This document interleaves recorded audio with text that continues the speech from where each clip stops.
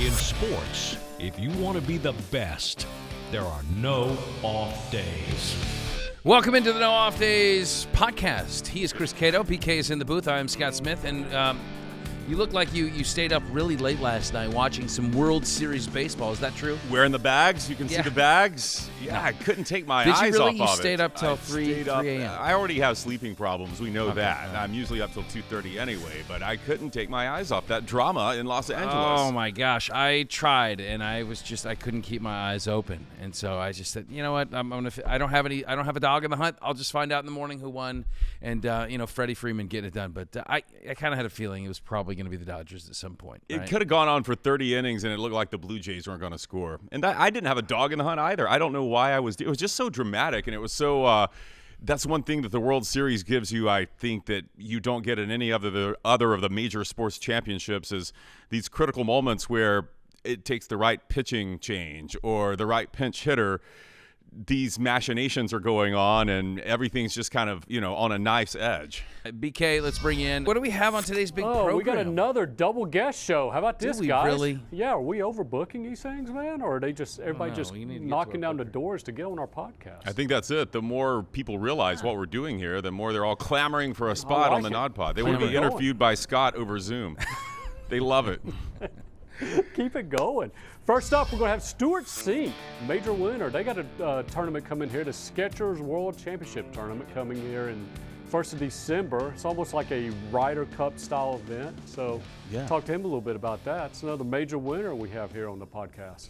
Yeah. Do you remember that 2009 Open win when he was taking on Watson? He was like almost 60 years old. Really? Yeah. Is that the one? Yeah. And so, that was at Turnberry. Yeah. Okay. Wow, looking good. forward to that one. That's awesome. And then it's the championship weekend for NASCAR, so we'll bring back America's crew chief, Larry McReynolds, my friend. Larry Mack. We're going to spin it around the track one last time here in 2025. People love that. Cannot get enough of Larry Mack. He's nudging into nodpod FOD. Yeah, he's getting there. I mean, he's certainly a friend of the show. He's been a friend of the show for quite some time. We've leaned on Larry, but we've never gone this deep into the NASCAR season with him. Right. So we said, you know what? We kind of always get that appetizer during the Fox slate of games, but we want the full course. We want everything that Larry has to offer, and we're getting it this year. So looking forward to having him on the nodpod yet again this week as they close things out in Phoenix. And then at the end of the show. End of the show, guys. It's end of October, so you know what that means. Candy? Candy, Foliage? pumpkin spice, leaves falling. Yes. Yeah. Also, the National Toy Hall of Fame finalists Oh, are back out. yeah. Oh, wow. Yes. Has it been a year already? It has Wow. been. And Oh, my they're gosh. about to announce the finalists. So I'll give you the finalists, and you tell me what you think of these guys. okay. There's Sure, we got one some opinions. oddball. There's one.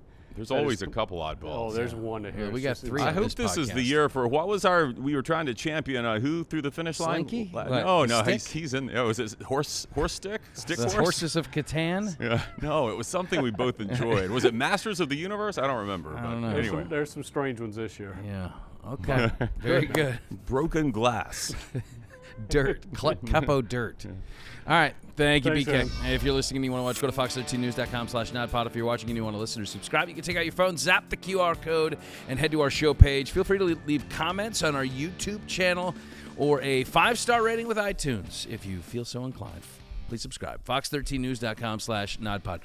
All right, as we always do, we love to talk college football here, and it's hard to kind of get past the big story in college football, and that is all the coaching openings that are now out there. And these are major, big-time programs that are looking for a new head coach. And this last week, it was Brian Kelly. Ousted in Baton Rouge, and I think this probably – Chris, check me on this. Probably rises to the top job in college football. And you got some big ones, too, because Florida, Penn State, of course, staying in the SEC. Arkansas is a nice job as well. But I think LSU's got to be number one. Most attractive. I do. I think it was surprised me a little bit because of how much fanfare was made, and it feels like it was just like last year. I know he's been there now a few seasons, but Brian Kelly to be ousted there, I'm just surprised. I think that the arc of his coaching career usually trends always upward. It seems like everywhere he goes towards, he starts winning, and then he wins a lot towards like the end, and he builds a program. He's a builder, yeah. And I get like there's people that bag on how he comes across, and he's very much a politician. Like that's the way. Yeah, there's a cringe factor. Yeah, with there him. is, and we saw plenty of that when he first came on board with LSU and the fake, Me accent. and my family. Yeah. I do declare. Yeah, and then like the whole photo thing with him doing the dancing with the recruit. He's got so cringe cringy moments, but the results speak for themselves. Yeah. And I thought he had a good run at, everywhere he's been, but at Notre Dame he left and he took the bigger job, the higher pay, the better opportunity probably for a national championship at LSU, and now he's gone out of a job. So surprised by that, but what does that tell you? Does it tell you that they have a guy that they're maybe worried about Florida stealing, and could that name be rhyme with Shmaine Miffin? I don't know. Is that what we think? I think you don't fire a Brian Kelly without having someone in mind that you want to go after. Now, is it Lane Kiffin? Possibly.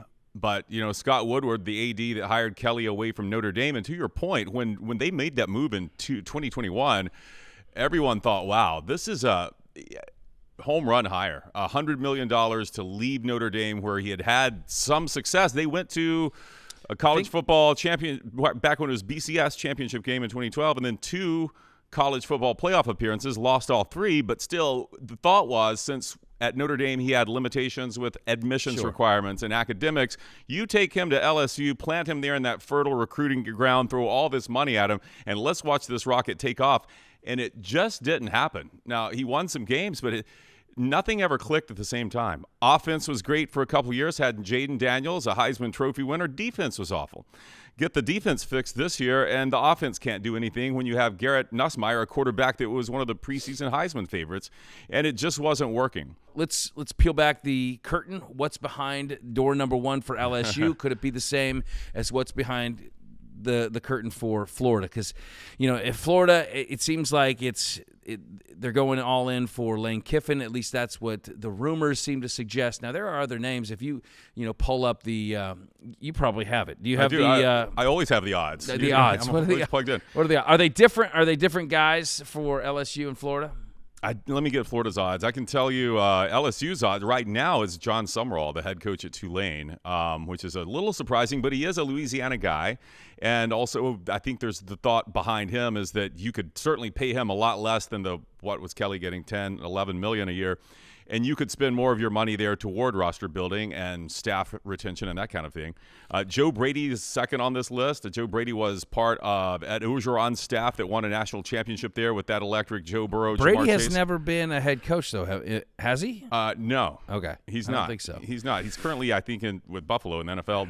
Then Kiffin's third on this list with and Franklin right behind him, and then Eli Drinkwitz. This is LSU's list. I mean, I would be surprised if LSU doesn't take a swing at somebody that we all deem as unreachable, because I don't know why you'd pass on a guy that's been a proven head coach year after year. He has competed for national championships, and Brian Kelly, to then go for a guy that has never been a head coach. I just think that's such a risk, I do see what you mean about why would you take a risk on that when you could get a proven commodity over here. I did see the Florida next head coaching odds are not quite the same as LSU's. You don't have a John Summerall at the top. You do have Kiffin, followed by Jeff Brom, now at Louisville, then James Franklin, then Eli Drinkwitz. That would be wild. But back to this, though. Scott Woodward, the AD at LSU, who hired Kelly, is also the same AD when he was at Texas A&M who hired Jimbo. So now this guy, Scott Woodward, has your highest ever buyout of Jimbo, $73 million, and your second highest ever with Kelly. And he's going to get to take another swing at this, and he has a proven track record of going big and throwing big money. So I don't think it's going to be a John Summerall. I think it's probably it might be a name that blows us away. Nick Saban. I would call Saban first and let him tell me no. I mean, your hope would be that you could squeeze 5 years out of the old guy and maybe a national championship or two. I'd call Urban Meyer, and then I think Marcus Freeman, just like we talked about last week with Florida's search. I think you've got to try. Yeah. And Dan Lanning, too, from Oregon. There's no harm in that for sure. I would definitely do that if I was LSU. coming back to Kiffin here, I just think he is such an interesting figure because kind of playing opposite Brian Kelly, who it seems like where he goes, he plants for a while, he builds. With Lane Kiffin, I almost wonder – now, the results at Ole Miss speak for themselves, and what he did prior at FAU was great as well, but that's FAU. So, but he seems to me a guy that is almost better or more hyped and like not as good in reality, maybe, you know. And I hate to say that. The reality of is the aura of Lane better than the reality of Lane, because you look at, I mean, he is the classic like riches to rags to riches to rags to riches story. Like, you know, it's like everywhere he goes, his coaching history is so interesting. I was just kind of reminding myself of it. You know, he's the offensive whiz at USC. First of all, he's obviously silver spoon because his dad's a legend. I think it's a riches to riches to riches story. Yeah, but there are some rags in there. I mean, as raggedy as they can be, right?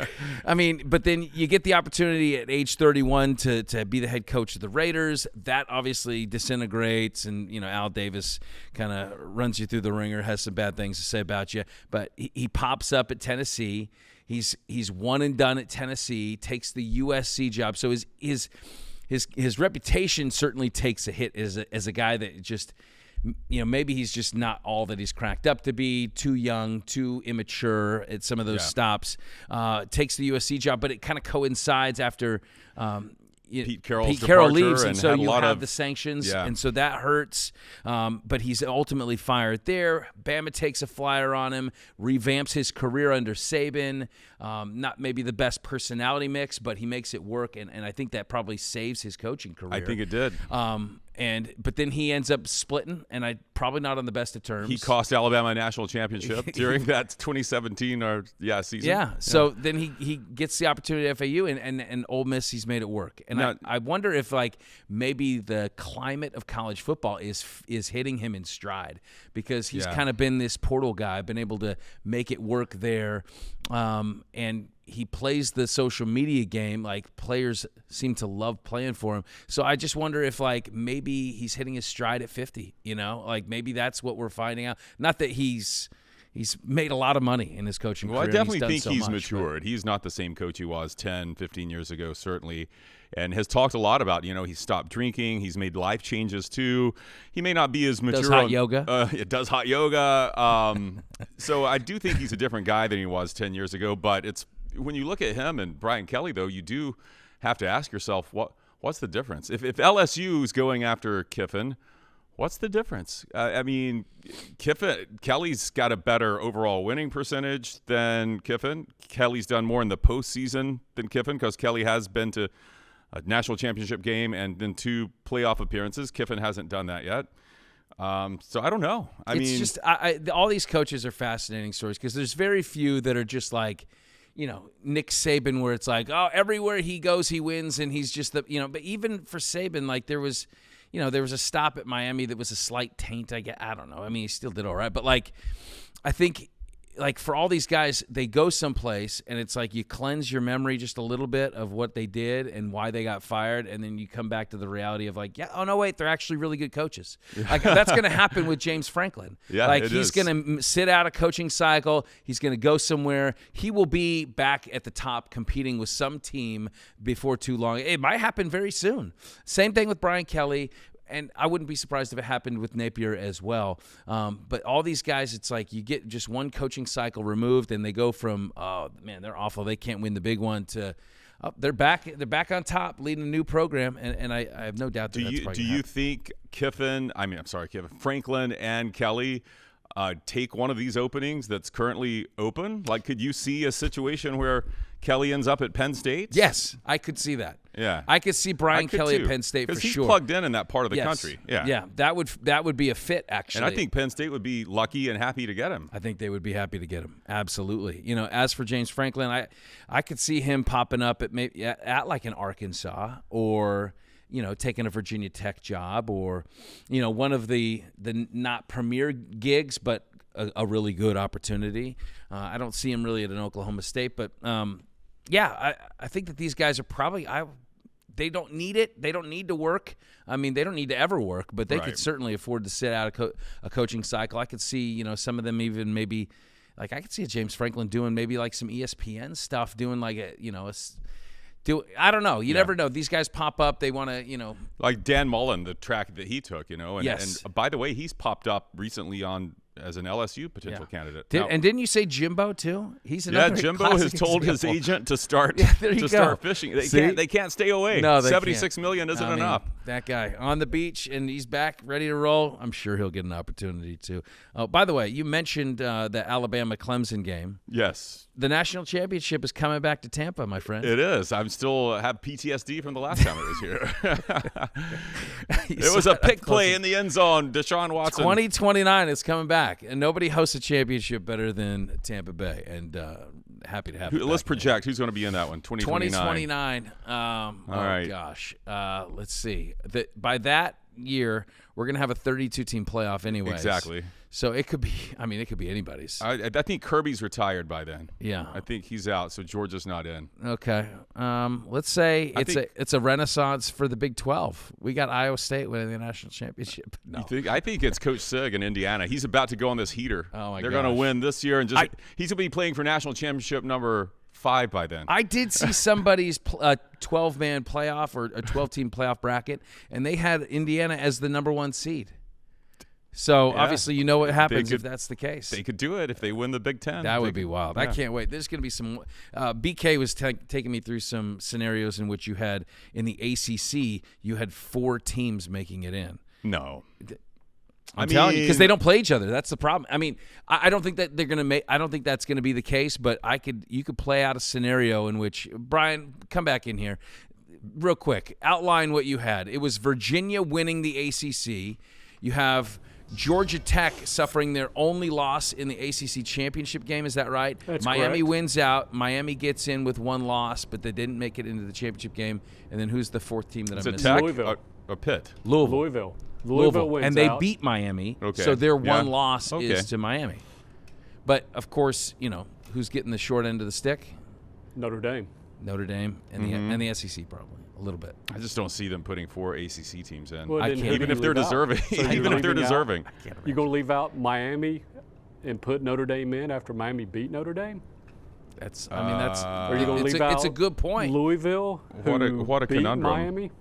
That you're not going to have. You will not find a quicker way to a 16-team playoff than getting 4 ACC teams in this year. And that would mean there's a good shot that ACC would, under that scenario, would have more teams than what the SEC has, or even the Big Ten. I can't imagine that happening. What world is that? That's Bizarro crazy. world. That's Wouldn't what it that be is. crazy, wouldn't But it? I love it. I mean, look, That's why we need 2014 playoffs. I'm telling you, it's going to be college basketball. Let's widen it out. It's good as it is. Yeah, it's going to be good. January madness. It's going to be a wonderful thing. Get ready for it. All right. Thanks, BK. Appreciate that. Coming up on the other side, we're going to check in with the 2009 winner of the Open Championship, Stewart Cink. He's killing it, by the way, right now on the Champions Tour, and he's coming to our neck of the woods here at the first week of December, so we'll have a chance to catch up with him coming up on the Nodpod.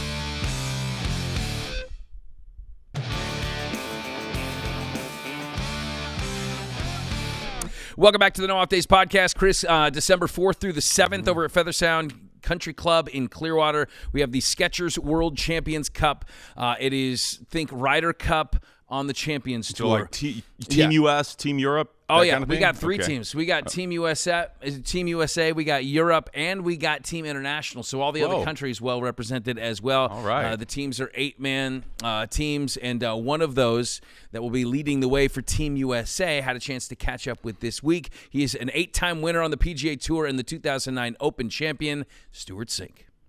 I know right now you are just killing it on the Champions Tour. A couple of wins this year, 14 top 10 finishes. You're 3rd in the Charles Schwab Cup standings right now. So I know that you're not doing as many tour events these days, but I got to think that your game is feeling pretty good right now.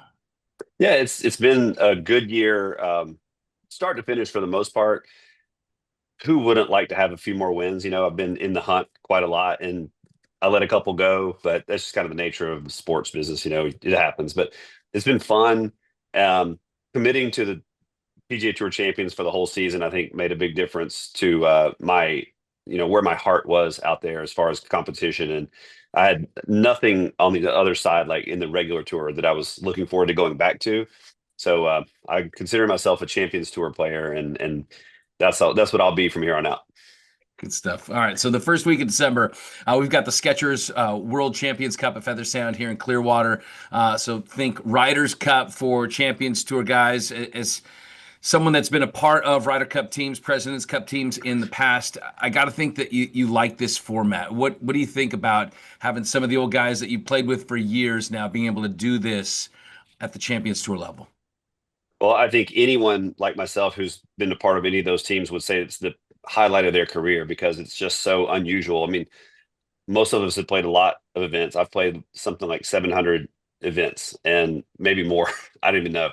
But it's the ones where you play with a partner and you represent your flag. Those are the ones that stand out because they're not one of the 700. They're just a tiny little sliver and they stand out for you. So getting a chance to renew this type of format where you're playing with fellow Americans, you're playing against players from both the European countries and the rest of the world countries. So it's kind of a Ryder Cup and President's Cup all mixed up into one blender. I heard the last time it was awesome. And all the players were like, yes, you definitely have to play.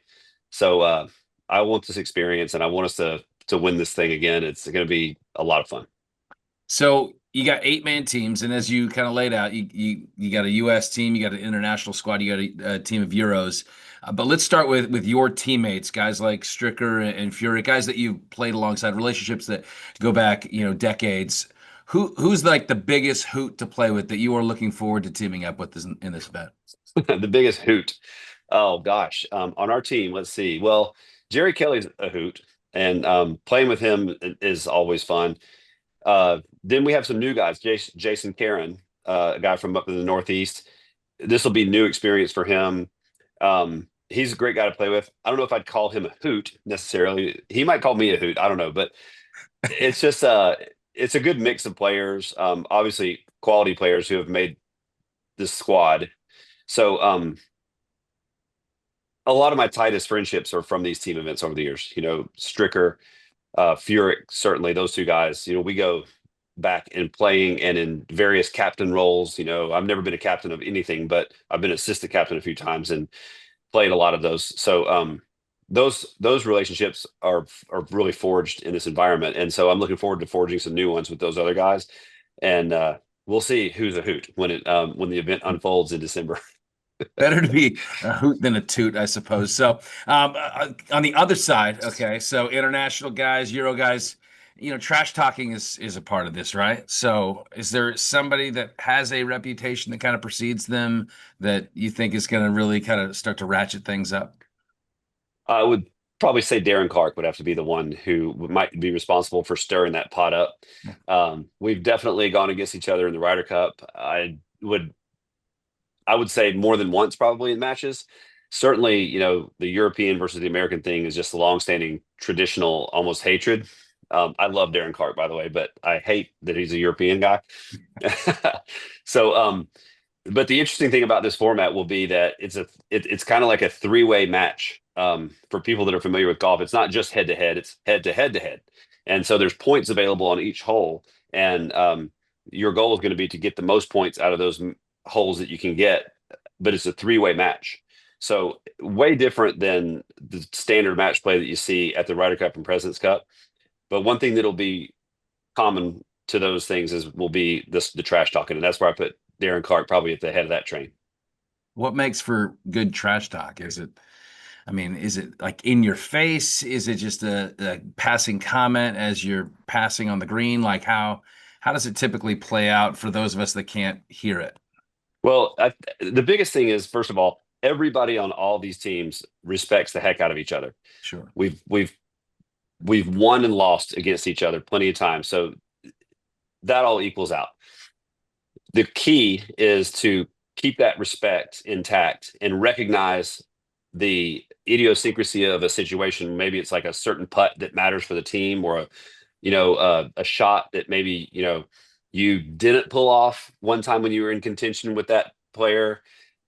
and delivering it in a classy way. And that's why I named Darren Cart, because he seems to always have like his finger on the pulse of the match at any time, and he knows when there's a key moment to deliver a line like that.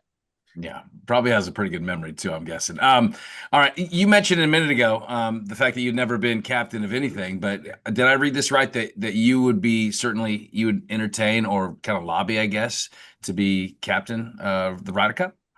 Absolutely. I mean, it's not something you go out and campaign for necessarily, and me talking about it in the media is kind of my way of campaigning for it, just to make sure everyone's aware. I just don't want there to be a misunderstanding by this selection committee of mystery, whoever it is, that they think, oh, I don't think Cink wants to be involved in this. Well, that's not true. So the only way I know to get it out there is to get it out there myself. And so, yeah, of course, I'd love to be a captain sometime. And, I would have loved to have been one already, but it hasn't happened. So, I've got a lot of experience, and I'm tired of seeing the U.S. losing the Ryder Cup. It just seems like there's a rut going in that we got to do something about. So 2009 open win at Turnberry. I know that this is probably the most asked about question when it comes to your career as you look back. But how long does it feel? Is it one of those memories that feels like it was yesterday, or does it feel like it was forever ago? How does it feel in your kind of memory banks? It feels like it was yesterday. I can't believe that it's been over 16 years since that happened. It feels like yesterday. And there's obviously, it's an important day in my career. So to think back to the things that happened, it was pretty intense, and those intense moments get sort of blazed into your mind, in your memories a little bit more distinctly. So it feels like yesterday. And probably not a day goes by without I'll at least have a passing thought about something from that day. So, I mean, you finished top 25 a couple years ago at the Open, and I know that like the oldest major champ is Mickelson at 50. But Tom Watson was 59 that year, and that you went up against him. So do you kind of feel like you never know, if everything's kind of rolling right on a certain week, that maybe I can top Mickelson's record? Yeah, I mean, I think one thing that came from '09 when Watson almost won, much to the world's, dismay that he didn't win. What came out of that is that certainly that golf gives you that kind of a long runway, and especially at the Open Championship, if conditions are right, it's not necessarily a power game, and power always helps, but it's not required when the conditions are right at the Open Championship, because it's more about controlling your trajectory and roll and keeping it in play and creativity. So I certainly think that in my case, I'm playing golf. I'm probably playing the best golf of my career. It's a little bit hard statistically to sort of quantify that, because the Champions Tour doesn't do the same kind of statistics as the PGA Tour, but I feel like I've got more overall to offer in the game than I ever had at any point in my career. And I certainly would love the opportunity to maybe, rely on Tom's example and maybe compete when I was in my 50s. I don't think people, maybe not everybody, at least I wasn't as familiar. You kind of think of the Clare Jug almost as like the Stanley Cup, like the winner kind of gets it for a period of time. But you actually get a replica, and then you get a replica of the replica later. How does do you spend time with it as if it's like the Stanley Cup? You take it places, people share drinks out of it. Like, how does that work? Yeah, you just described it. It does work like that. You get the actual one, and you keep that until the next Open Championship. So you keep it for a year. During that year, they also send you a replica of it for permanency, so that means you kind of have two for a little while. It's kind of nice to have two. The original one goes back the following year. But yeah, during that time, I don't know what everybody does with it, but I've heard some stories. I certainly shared it. I let the clubs that I belong to here in Atlanta, where I live, have it for their member guests. And so I'm still getting pictures and stories from people who like drunk out of it and all that, and we use it for a few beverages ourselves, and we might have used it for, like, say, barbecue sauce a couple times here and there. But yeah, it is like the Stanley Cup. I mean, it's something that you want to share with people, because it's quite an experience. Last question, totally not golf related, but you're a Georgia Tech guy, so I feel like I'd be remiss if I didn't at least ask if you're following what's going on the football front this year. Absolutely, it's been fun. We've been waiting a while, for this. We've been Georgia Tech nation, I guess. It's not really a big nation like some, but it's there's a few out there have been waiting for a while and going through some, despair on the gridiron. But it's been fun this year watching the team continue to win, and they're in the conversation for the college football playoff. I mean, it's amazing, and I hope they can continue playing well. But we're just tickled with Coach Key. He's just done so well, and his attitude seems to be like infecting the whole team. And so I'm happy for him and for the players mostly. You take out those dogs in the last week of the regular season, and you're in, baby. Yeah. All right, so it's the Skechers World Champions Cup supporting Shriners Children's at Featherstown in Clearwater, December 4th through the 7th, and it's nationally televised on ABC and ESPN. But if you want to check it out in person, tickets are available at worldchampionscup.com. He is 2009 Open champ, Stewart Cink, joining us here on the No Off Days podcast. Stewart, appreciate your time. Okay, anytime. Always fun talking a little golf and surprisingly a little bit of football with Stewart Cink, that Georgia Tech yellow jacket. Plus, we got some NASCAR coming up. We are throwing everything at you and the Stewart Cink. We have Larry Mack coming up talking NASCAR as they hit the final week. It's the final race in the Cup playoffs. Spin it around the track. Coming up next.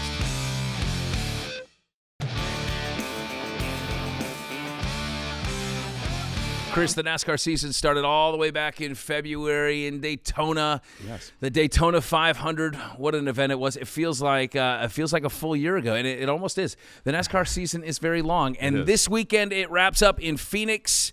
It's the championship race. Let's spin it around the track with America's crew chief, Larry Mack.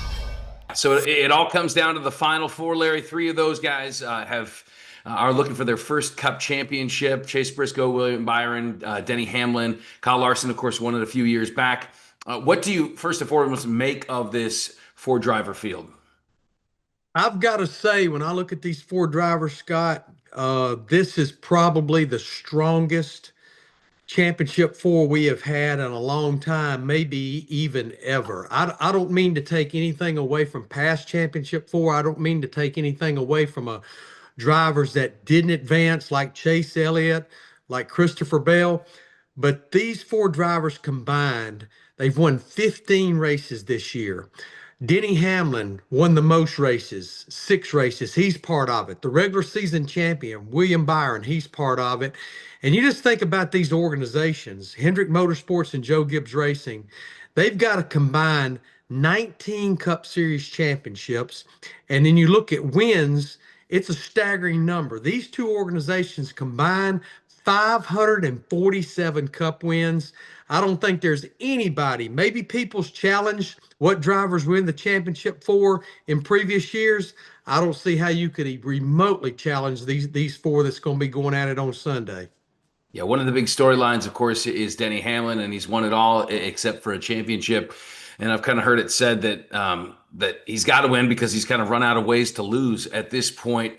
Does that kind of thought process, you think, get into his head just a little bit? You know, the one thing, and we've been watching Denny for so many years and how close he's come. And you look at the number of races that he's won. Been at Joe Gibbs Racing now over 20 years. But I was talking to Dave Alpern, the president of Joe Gibbs Racing, just a couple of days ago, and he agreed with my assessment. There's just something different about Denny right now. He is laser focused. He's working very hard. Dave Alpern told me earlier in the week, he left the shop one night about dark time, and he said Denny's car was still in the parking lot there at Joe Gibbs Racing. He was still back there in the simulator with his crew chief, Chris Gale. If Denny does not win this thing on Sunday, I can almost promise you it will not be from lack of effort on his part. He is focused in. Yeah, he's got a lot of distractions right now in many ways, but this guy is laser focused and doing everything he can to dot every I and cross every T. All four of these guys have won at PIR. How is it going to test them uniquely this Sunday in the final race of the season? Well, yeah, they've all won there. 2 of them has a win in the Gen 7 car. You know, Chase Briscoe has won there. William Byron has won there. Larson and Denny Hamlin's wins did not come in the Gen 7 era. We raced there in the spring, but it's been almost 8 months ago. It was race number 4. Here's race number 36. Joe Gibbs Racing seemed to be pretty strong there. Christopher Bell won the race. Denny Hamlin finished second. Now, I will say Kyle Larson was a very close third. But I've also went back, Scott, and I've looked at some similar racetracks. I looked at Loudon, New Hampshire, and even though Team Penske, Ryan Blaney won it, William Byron finished third. The Hendrick cars seem to be just a little better at Loudon. And it's the same tire combination we're running this weekend that we just ran at Loudon. But then I look back at the St. Louis track, which is another similar racetrack. Denny Hamlin won that race. That's what I say. I've looked at numbers this week till my eyeballs are crossed. And I could sit down and do a 10-minute interview with you on each driver and sell you on, here's the reason this driver will be the Cup Series champion. But I think that's what's going to make it so much fun on Sunday. It's a fairly short race, 312 laps. We may not see a lot of pit stops, so a lot could come down to execution on pit road. We've seen a lot of mistakes on pit road, and strategy, just all these things could add up. Maybe not done who has the fastest race car, but who does the job on all the other things that goes along with it. Well, and you kind of touch on Denny Hamlin had like engine failure last week. He's had a couple of mechanical problems in a couple of races here in the playoffs. Is that a concern at all, or how quickly does that just get addressed? Well, I talked to some folks at Joe Gibbs Racing after Martinsville, and yeah, we had 3 Toyota engine failures or engine-related issues at Martinsville with Denny Hamlin, with Chase Briscoe, and then with Riley Herbst. But even as early as Monday after Martinsville, they seem to have a comfort level of what went on with those engines, and they seem like they have no concerns. I think you've always got concerns. When you're dealing with mechanical parts and pieces like we do, unlike stick and ball sports, it's like somebody told me, when you're having a rash of fumbles with a football team, you can practice and make that better, but it's hard to get your arms around all the mechanical components with a race car. But there seemed to be a comfort level that they've got their arms around what went on with those 3 engines at Martinsville with the Toyotas. All right. So do you have a hunch? Can you predict a winner? Can you give us a name to lock down on? I think because of experience, because of performance at these type of racetracks this year, and kind of what I mentioned earlier, just the focus and the commitment and dotting I's and cross the T's. They've won 6 races this year. I know we've said it year in and year out, but I swear I believe this is the year for Denny Hamlin. I will not be a bit surprised. I won't be surprised to see any of these guys hoisting that trophy on Sunday, but I think this might be, as they used to say in that commercial, I think it's Denny time. It would certainly be a great final chapter of this season, and what a career it's been for Denny already. But so now, I mean, it's been 9 months since we kicked this thing off almost in Daytona. Do you light at the end of the tunnel for you? You got a vacation schedule? What do you do now? Well, we just had 2 new grandkids come into the fold, so we now are at 4. 3 of them are under the age of 2. So we're going to spend the holidays with a lot of grandkids running around. I'm still going to do my Sirius XM NASCAR radio show on Channel 90 every day with Danielle Trotta. We're on from 11 to 2 Eastern time. I'll take a little time around the holidays, but if you follow me on social media, at Larry Mack 28, I promise you, Monday after Phoenix, we will start the Larry Mack countdown to the 2026 Daytona 500. Good stuff. Well, we appreciate you doing the long full season with us this year. We appreciate your insights as always, Larry. Thank you. Well, I've enjoyed hanging out with you, and if I give the fans just a little something maybe to watch for the upcoming race weekend or hang their hat on, then that's part of the things I enjoy doing. Oh, you certainly do. All right. Thanks, you, Larry. Enjoy it. Sunday. Appreciate it. See you. Take care. All right, coming up on the No Off Days podcast, we go from race cars to racing cars, maybe. I don't know what's in the Toy Hall of Fame Matchbox this year. cars? Matchbox cars. We had absolutely. Those should some be in Hot already. Wheels. Yeah. They have to be in already. BK joins us with the Toy Hall of Fame inductees for 2025. Next on the nodpod.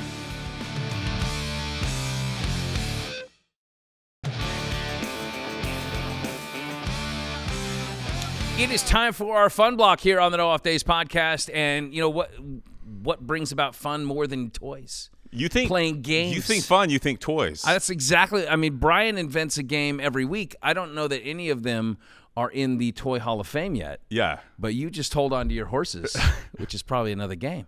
Let's bring in Brian King. BK, of the games that you've invented, which do you think could be potentially one day in the Toy Hall of Fame? The randomizer. Yeah. The kids will absolutely love just interactive playing with that thing. They do. So, just like Cato does every afternoon. He comes back here and spins it a few times. It is a dangerous toy, though. That would have to come with a lot of warnings. It can spontaneously combust. Yeah, you don't want you have to keep it outside like a generator. Yeah. Don't be sitting on any wires around. You don't want to inhale so the maybe carbon live. monoxide. Don't feed it after midnight. Don't get it wet. Yeah.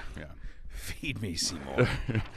I've done these opens, right? These playing with AI, trying to come up, and I Yes, think I've you run my have. course because I wanted to do. I don't know. This week's was really bad. This has become my favorite part of the show, though. Well, is it? You don't have anything? No, I got one. Our audio audience loves. I know, that's my thing too. But this one was, I was trying to incorporate some of the toys, and I remember the Big Wheel was an inductee. I don't know what year it was, but I thought to do something with the Big Wheel and threw all that stuff into AI, and here's what we came up with. Oh, wait, I can't believe we did that. I like it. That's so good. I like our white know, but- socks with our loafers. Wait, am I on the bottom? Yeah, you're pedaling. I can't We believe kind of we look did the that. same. We do kind of look the same. It aggravates me how I can't get you guys in there. I put you in every time. I don't know what it is. It gets further and further from what we look like. No, But I like him. I am aging backwards, and I appreciate that. No, that's fun. And And I I liked our love the exploding big wheel too. Yeah. I had another one that just missed out on this one where it was Cato riding the stick horse in the backyard of Scott's house. Scott playing with a slinky, and a Black Panther jumps the fence and chases both of you. Oh, Where why is didn't we that? do That's back in sports. Oh, But they just man. didn't work. Have to But dust that when it did, Cato's horse turned into like a stuffed animal. Then Scott morphed into two people. So yeah. He's been known to do that. Yeah. He divides Tell you what. himself sometimes, clones himself. And we've I done feel like we this. got the third best out of those options based you on your think so? description. I don't know. Those seem amazing, but Yeah. no, I do love the one you gave us. Well, we'll see. We can come back after. I liked this. our white socks with our loafers. I That like was- how y'all went 50 feet up in the air and just landed straight on your. It was very cockpits. gentle, though, how he came down on our buttocks. Okay, I think we got to get to the Toys Hall of Fame. Okay. finals. All right, Hall of Real Fame. quick, we'll take a look at the Toy Hall of Fame. Okay, we've never seen it. We've done this thing. There it is, right there, Rochester, it? New York. Yeah. That's Wow. exactly what I thought it would look like. Look at that. Yeah. Hey, what is it supposed to look? Okay, It's just we like got a Monopoly. children's type museum, interactive. That's what Is that the original The Monopoly? original Monopoly. Oh, look, a map. A map made the Hall of That's Fame. got- It probably Yes. is. Oh, Still- slingshot. So yeah. Oh, creepy dolls. Creepy dolls for sure. So Yep. if we ever get up to Rochester, New York, we got to pay a visit. There. Oh, we will. That's got to be the biggest building in Rochester. I kind does of thought look it would it's look like a massive. big toy box. That would be nice, It wouldn't looked it? like a big slinky. Oh, look at her. Oh, the poppin'- the It's like a popper. little vacuum Yeah. popper. Yeah. Twister, Twister. everything. Twister. Okay, so this Okay. year's finalists, right? You remember the rules? It's 12 toys get 12 nominated. finalists nominated, right? Yeah, the fans pick a fan's toy. So I'm not sure which one of these was the fan toy, to be honest with you. But the voting ends, I think, in a couple weeks. It comes out in the 1st of November. Okay. But of the 12 finalists, how many get in? Sorry. Three. Three So gets in. Then right the now fan you want to vote. hear our three. Yeah, sure. Why not? Okay. All right, you ready for Here we go. Let's roll it, Chris. This year's finalist is Battleship. Battleship. Then the game Catan. That's always there. Connect Settlers 4. of Catan. Connect 4. Furby. Never had that. Ew. Scooter. Okay. Slime. Snow. Snow made the finalists. As I in think the it's fake snow. though. precipitation? No, like in It's snowballs. the snowballs. It's the fake snowballs to the right. I don't think it's real Well, snow. I mean, they can't have snow there because it would melt. No, Because real it's snow it's is real snow. not a game. Wait, the or a description toy. on their website says, yes, this is real snow. It's packed into balls. It becomes a mostly harmless projectile that provides endless fun. It also supports slower constructed play. They're talking about real snow getting in. This is like the year they put sand. Remember a few years ago? Who was on this nominating committee? I have no idea. There's got to be one person who's in there and just comes up with some oddball toy and they just let it in. Let them have it. Again, I don't know. The people at the Toy Hall of Fame, you need to have Chris and I be a part of the finalist committee. I don't know how many years we have to lobby for this. Yeah, I would say anything that God created, we can't count as a toy. Sand was on there a few years ago. A stick, yeah. I mean, I don't know. I don't know if I want to draw that hard line, but but snow just seems like it's not a toy. It's just a substance that anything that you play. Okay, I think we're both against snow. Okay, Let's move on. Anyways, you see the rest of them. So- Spirograph, Lightsaber, Tickle Me Elmo, and Trivial Pursuit. Okay, that's an adult board game, not a toy. We need to narrow this down to three, our three? Yeah, you pick your three. Okay. You want to draft? I mean, we Yeah. could have the same one, I too, mean, I guess. I think I gotta. Battleship's in. Battleship is in. I don't. Is this a first time nominee? First time I ballot? think he is. I think Battleship is. I gotta have. Wait, let me go now, so you don't Yeah, take all the sorry. good ones. I'm going to go. This is going to sound weird, but you have to admit it was a game changer when it came along. Everyone had to have it. I didn't have it. I was kind of deprived, but Tickle Me Elmo. Ew. Like that, it was a game changer. What? Yeah, remember why are you acting like this was your era? Tickle Me Elmo. Oh, that was a joke. You were an adult. Exactly, that was a joke. That's why I didn't have one. But you guys know what I'm talking about. You have to admit that like that was such a hot thing. Like, no. yeah, I think it's got to go in. I think it's got to go. That tickles. I'm putting Tickle Me Elmo in. Yeah, no. That's disturbing that that's your first because selection. it was such Out an of iconic. all these toys. Yeah, it was such an iconic It's toy. not iconic. It's not iconic. It is. Ask anyone who's 10 years It's younger like than a you. joke. It's like Tickle Me Elmo's like a joke. Elmo was not a joke. He wanted Yeah. to be tickled, and he was friendly, and he brought joy to a lot of children and maybe some adults. I think it set off it was the creepiest toy ever. Maybe Furby is second to Furby's that. really creepy. Yeah, look at Furby. Okay, I don't know. That's a horrible selection. I got Connect 4. Connect 4. Classic, easy game. That's in. Definitely in. No, Connect 4 is like, this is what dummies play when they can't play chess. Connect No, you're 4, thinking of checkers. Connect 4 is a completely different game. Connect 4, Connect 4 is similar to checkers. I could play in Connect 4 right now. If you make the first move, you're gonna. No, if you you're know what you're thinking doing. Tic-tac-toe No, now. I do exactly. No, Connect exactly. 4 is Connect much 4 more is complex. Scott, I play it every day with my son. Okay, well, maybe you should stop. Maybe because you're a little too old. It's meant for kids. It is not. It's a You look at the kid's box game. says ages 4 and up. I'm up. I'm up. Yeah, you are. And by the way, You again, and like your Tickle Me tic-tac-toe, Elmo. if you go first and you know what you're doing, then it's a draw. It's a draw every time. Of course, tic-tac-toe. So we're not putting in a very game basic. that ends in a draw 70% of the time Okay. when people that are smarter play. Nah, I don't think so. Okay, I get to All right, choose. go now. ahead. Pick your second. All right, I'm gonna pick Tickle Me Elmo again. No, you know what? Cornhole shouldn't be on here. This is just a thing that came along in the last few years and grew in popularity. It's not time yet, Cornhole. You need to wait. Yeah, it's not your time I yet. agree. Plus, it's more of like a drunken pregame activity, and it doesn't like Toy Hall of Fame, really. Tell that to ESPN8, where these guys are competing in cornhole. They're sponsored. They're making money. Okay. All right, I'm gonna go darts. No, I'm gonna go. Well, I would go darts. Is that on the list? No. No, I would go. I'll go scooters because why isn't scooters in there already? Scooters have brought kids a lot of joy over the years. That was going to be my next pick because my nickname as a baby was Scooter, so I felt like that was a shoo-in. But since you have taken scooters, I'm gonna go with slime. Slime. Okay. Everybody loves slime. They try to recreate it. It makes a funny noise as you pull it out of the little plastic container. Kind of. But yeah, everybody loves that. Problem with slime now though is that a few years ago everyone figured out how to make it. Everyone was doing it at home. They bought the glue. Well, just because you make it at home, I mean, I don't think there's anything proprietary. Yeah. But that's the demand is still there for slime all these years. Even if you make it. But I think this is similar to putting snow in because slime is naturally occurring. No, it's not. It does. No, it's I've not. That's I've a different found it kind in the of slime. woods before. I've found it on trees. Yeah. I saw it yesterday. We had a cow in the studio. I saw it in the cow's nose. No, I've seen slime. Different kind of slime.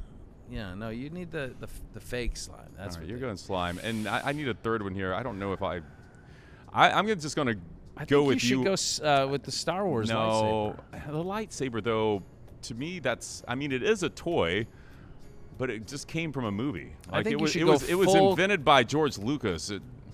I'm just going to double down. Go full creepy. I'm going to double down on You're going Furby. I'm going to double down on your battleship. Can I just ride your battleship's coattails? I got to pick a different one.